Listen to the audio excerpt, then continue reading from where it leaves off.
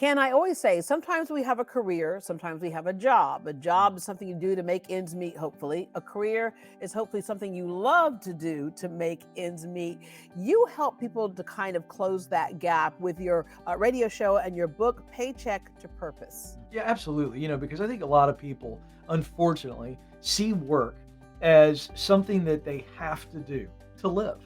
Obviously, we always have to provide for ourselves or for our family, depending on what our situation is.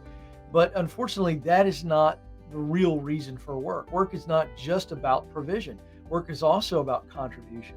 Because if you think about it, we all long to make a difference in the world. So, what if we can do some work that we can be paid well for, but also that we derive and see great significance from the work?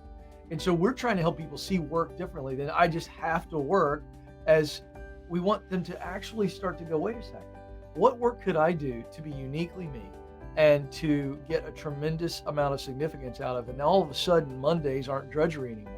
And we're using the weekend not to escape the previous 5 days, but to rest and recharge our batteries to hit the ground running again. In today's job market, especially after COVID, a lot of people were kind of forced into discovering what they can do, whether it was out of fear or because they lost another job. So it was really interesting how that all happened. People saying, okay, I can be my own employer, or I can, necessity is the mother of invention. Well, I'm really glad you brought this up because for a while, a lot of economists, a lot of people like me that are watching this stuff every day were going, where's the gap? Where's the gap between 10.4 million, 10.3 million jobs available and 8.9, 8.8 million people unemployed? We still see that gap. Where's the gap coming from? Because the unemployment benefits have since dried up. And what we've seen recently is that a lot of people aren't returning to those jobs that they had prior. They're starting their own companies. And I'm so glad you brought that up because I think the entrepreneurial spirit is as alive and as vibrant as it ever has been in the United States. Because if you think about it, the barrier for entry to start a business is so low these days and so cheap.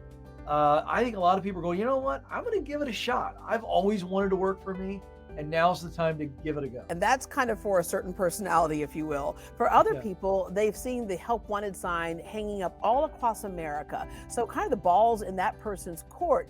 When people are applying for jobs, you have some guidelines that they should go through, starting with you have the opportunity to look for the right work, back to your original point. Yeah, so let's talk about the right work. How do we define what the right work is? Well, it's pretty simple. We want to make sure that you are spending, ballpark here, 75% of your day doing work that you're actually really good at. That's talent. You want to spend 75% of your day doing work that you really, really love. That's passion. And then finally, you want to spend 75% of your day producing results through that work that you say, you know what, this fills my heart. I see a values connection. That's mission. So when talent, passion, and mission are aligned, you can say with confidence, I was created to do this type of work. This work is on purpose. That's what we mean when we say the right work. Yeah. Right pay is one of those areas that's kind of touchy for a lot of people, but that's kind of wacky right now. It's like, you want me to drive a truck from here to here? Okay, 15,000, I'm behind the wheel, right? That's Exactly. even changed today, but there's a right way to present what your wishes are, and you have to be realistic. You've got to be realistic, not just as it relates to your market value, but what's realistic for you to live. You know, a lot of people are making decisions and they're saying, okay, this is a great opportunity for me, and it's got a lot of risk involved, right? And so I could take this risk for the huge opportunity, but if it doesn't pay off, now you put yourself further behind the eight ball. Here's a flip side to this. A lot of people in this great resignation, nearly 18.5 million people over the last 4 months have moved jobs, many times just for a bigger paycheck. But here's the deal. That wears off after a little while. A couple of paychecks in, and the newness of that and the excitement of that, the pride behind that wears off. And a better paycheck will not remove the misery of realizing I took a job I shouldn't have taken. So the right pay comes down to, is this the right work that pays me what I need now to get ultimately where I want to go, or I'm not taking this job just for the paycheck? Yeah, a lot of people would welcome less money to be in the right environment, and you got to do that with the right timing, which are two of your other points. All right, for people who are looking to actually switch careers, like they have not been in that dream job yet, what's your best advice for them? Well, I want you to be patient. I think what happens is when you long to be in a great position, just like any area of your life. If you long to be in a healthy relationship or you long to lose weight and get better health, we have to be patient because anytime there's a gap, this is where we are and this is where we want to be. There's this emotional challenge and tension to go, I want to get there now because I desire it so much. But I want you to be patient. I want you to look for the right work, the right pay, and the right environment. And of course, the right timing in your life. And understand that you're going to hear some no's, you're going to get some crickets, but that doesn't mean that those are the only opportunities. When you hear no's, I want you to change that to not yet, not here.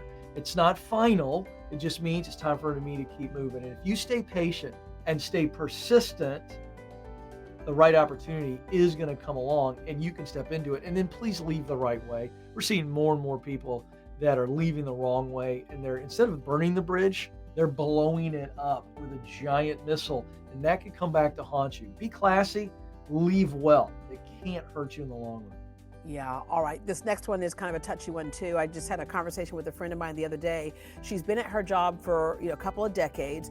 New people are coming in and they're getting a higher paycheck than she is, although she has the equity there. So she's like, how do I ask for a raise without being in fear that they'll say, well, you know what, you've been here a while, you can leave, we'll just hire somebody else.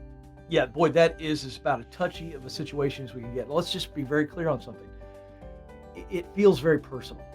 It just does. When you find out that somebody comes in new and they're getting paid more. But this is also a market issue. I'm not saying it's right. I'm not saying it's wrong. I'm saying it is a market value issue where they're trying to get new talent in. And just as the real estate market goes up when there's scarcity, so does pay. And so we have scarcity going on with talent right now. So companies are having to entice people with greater pay. So you can't go in with the argument of, well, listen, I've been here 18 years. They've been here 8 minutes and they're making more. I should make as much as them, because they already know that. They know that they're up against the wall. What you're going to have to do is try to separate your emotion from the situation and go, listen, I want to talk about a personal growth plan here. I want to grow. I want to grow in my responsibility, my influence.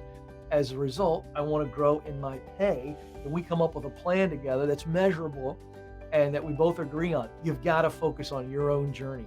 Comparing yourself to them, it doesn't help in the argument because they are backed up against the wall anyway.